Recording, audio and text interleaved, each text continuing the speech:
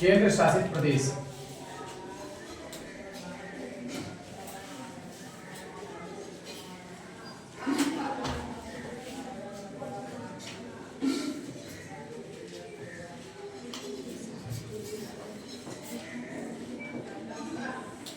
Okay, केंद्र शासित प्रदेश। अब केंद्र शासित प्रदेश भारत में है कितने? 8, जिनकी संख्या 8 है। राज्य कितने हैं टोटल? 28 राज्य और 8 केंद्र शासित प्रदेश। तो टोटल राज्य और केंद्र शासित प्रदेश कितने हुए? 36। अब 8 केंद्र शासित प्रदेश बताने हैं, जितने मालूम हो वो बताना है, जिसको आता होगा बताएगा, नहीं तो फिर हम लिखना है। ठीक है, पहला क्या है? पहला चलो भाई से शुरू करते हैं। जम्मू कश्मीर।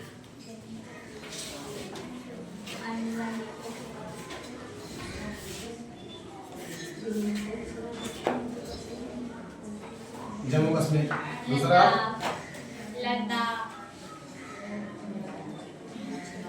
लद्दाख। फिर उसके नीचे आएंगे जब तो चंडीगढ़ पड़ेगा। जब ऊपर से चलना है एकदम तो सीक्वेंस है उत्तर से दक्षिण तक। ठीक है, क्या पड़ेगा? चंडीगढ़। चंडीगढ़ किसकी राजधानी है? हरियाणा पंजाब। हरियाणा और पंजाब। चंडीगढ़ के बाद में नई दिल्ली।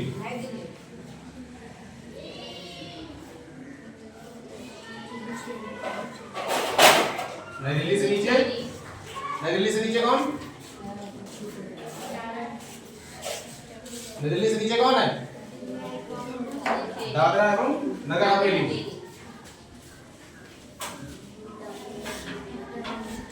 दादर एवं नगर हवेली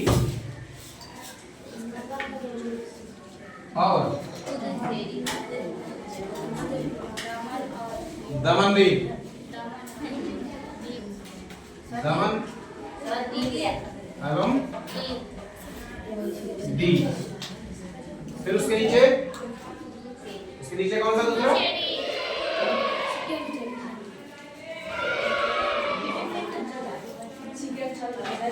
पुदुचेरी। फिर लक्षद्वीप।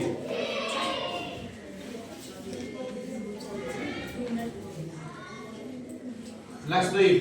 फिर कौन सा? अंडमान निकोबार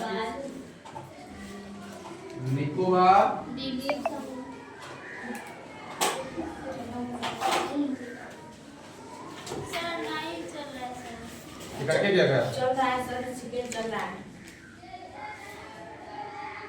चल रहा है। अंडमान एवं निकोबार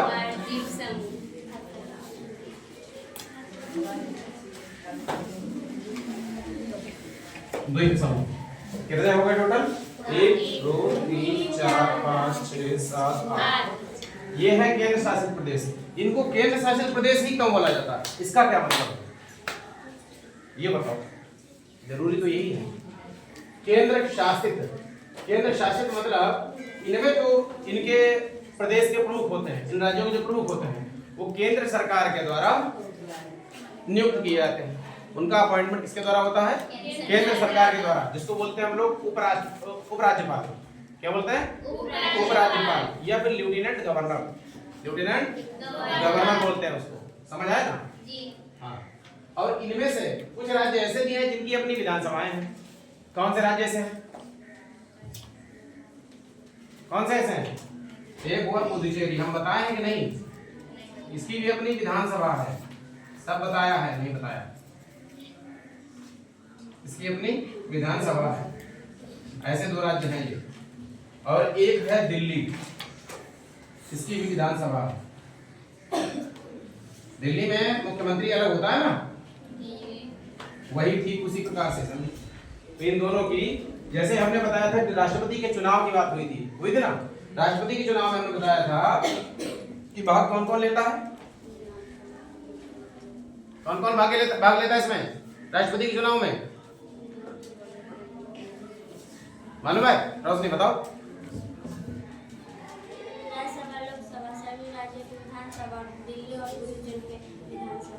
गलत। राज्यसभा और लोकसभा के निर्वाचित सदस्य, ये लगाना है बहुत जरूरी। अगर निर्वाचित सदस्य नहीं लगाओगे तो गलत हो जाएगा। राज्यसभा और लोकसभा के निर्वाचित सदस्य, सभी राज्यों की विधानसभाओं के सदस्य, और दिल्ली और पुदुचेरी की विधानसभा के सदस्य। क्योंकि जितने भी केंद्र शासित प्रदेश हैं उन सभी में सिर्फ 2 राज्य हैं जिनके पास अपनी विधानसभा होती है ना, ये चीज है। वैसे लग रहा है कि जम्मू कश्मीर की भी है, हाँ भैया, जम्मू कश्मीर की भी विधानसभा है, ये पता लगा ना। अभी कुछ समय पहले इलेक्शन हुआ था वहां, मालूम है। ये तीसरा राज्य हो गया, यहाँ भी विधानसभा है। अभी जब ये बना है अलग राज्य, अलग जो दोनों को राज्य बनाया गया, जम्मू कश्मीर को तोड़ करके 2 राज्य बनाए गए, कौन से, लद्दाख और जम्मू कश्मीर। तो है तो दोनों यूटी, लेकिन विधानसभा इसकी भी है, इसमें भी इलेक्शन हुआ है, इसकी भी विधानसभा हो गई।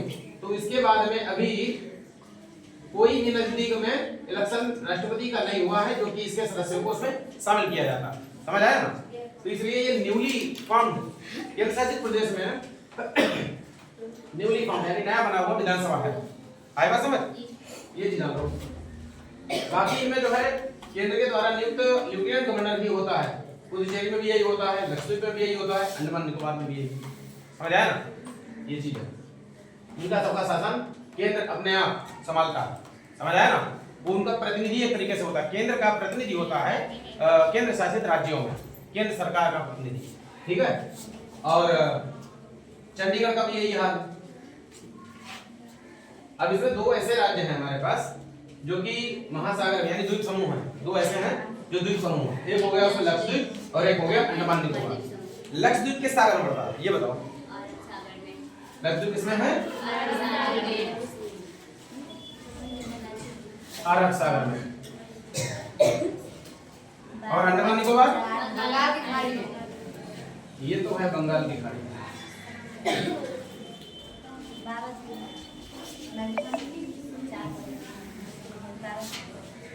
ठीक, ये बंगाल की खाड़ी। अब केंद्र शासित प्रदेश के बारे में समझ गए, कितने हैं टोटल, और राज्य कितने हैं, तो टोटल राज्य और केंद्र शासित प्रदेश कितने हुए, समझ आया ना। जम्मू कश्मीर के हिस्से 2 किए गए, उससे पहले राज्य कितने थे, 29। जम्मू कश्मीर को जब तोड़ा गया, जम्मू कश्मीर का जो पुनर्गठन अधिनियम आया, तो उससे पहले राज्य थे 29। और जैसे ही जम्मू कश्मीर को 2 हिस्सों में बांटकर, लद्दाख और जम्मू कश्मीर में बांटकर 2 केंद्र शासित प्रदेश बना दिए गए, तो राज्यों की संख्या कितनी हो गई, 28। 29 थे 28 हो गई, ठीक है। और जो केंद्र शासित प्रदेश थे पहले, ये दोनों केंद्र शासित प्रदेश अलग अलग हुआ करते थे। एक तो दादर और नगर हवेली और दूसरा दमन और दीव, ये दोनों अलग थे। दमन दीव अलग था, दादर और नगर हवेली अलग था। ये शायद 2024 या 25 में, सॉरी 23 या 24 में ऐसा हुआ है। 23 में या 24, मुझे कंफर्म नहीं पता है, बताते हैं। तो ये दोनों को मर्ज करके एक राज्य बना दिया गया, जो कि एक केंद्र शासित प्रदेश एक बन गया, ठीक है। पहले केंद्र शासित थे 7, पहले 7 थे, फिर इन्होंने दोनों में डिवाइडेशन हो गया, हो गए 9। कितने हो गए, 9 हो गए। और फिर उसके बाद में इन दोनों को मिला दिया गया, तो कितने हो गए, 8, है ना। तो वर्तमान में कितने हैं केंद्र शासित, 8। और राज्य थे पहले 29 में से एक राज्य को तोड़ करके लद्दाख और जम्मू कश्मीर में बांट दिया, तो कितने बचे, 28, है ना। और सबसे नया बना राज्य कौन सा, ये बताओ। सबसे नया बना राज्य तेलंगाना। कौन बना, कब बना, तेलंगाना कब बना, तेलंगाना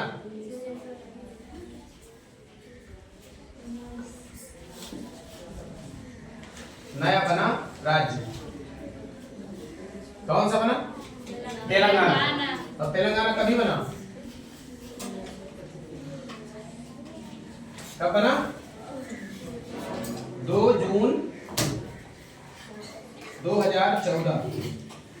ये सबसे नया बना हुआ राज्य है। किस राज्य को तोड़कर इसको राज्य बनाया गया, किस राज्य के हिस्से को काट के इसको नया राज्य बना दिया गया, आंध्र प्रदेश। किसको, आंध्र प्रदेश से कुछ हिस्सा लेकर के ये नया राज्य तेलंगाना बना दिया गया। और तेलंगाना की राजधानी क्या हो गई, हैदराबाद। क्योंकि हैदराबाद जो था पहले आंध्र प्रदेश का राजधानी था और क्षेत्र में पड़ता था तेलंगाना के, इसलिए तेलंगाना के जब क्षेत्र में पहुंच गया तो तेलंगाना की राजधानी हैदराबाद हो गई। और आंध्र प्रदेश की राजधानी क्या बनी, अमरावती। और इसी बेसिस पे जो हाई कोर्ट है, उच्च न्यायालय, वो भी हैदराबाद में था। हैदराबाद में था तो किसके पास चला गया? तेलंगाना के पास। ठीक, तो आंध्र प्रदेश के पास कोई हाई कोर्ट बचा? तो 25वां हाई कोर्ट, इसी वजह से 25वां उच्च न्यायालय हमारे देश में बना अमरावती में। कहां बना? समझ गए? किसके लिए बना वो? आंध्र प्रदेश के लिए। समझ गए? है ना, ये चीज है। तो ये दोनों राज्यों का समझ गए। और केंद्र शासित प्रदेश क्या है और कितने हैं ये भी समझ में आ गया। ठीक है, क्लियर हो गया ना?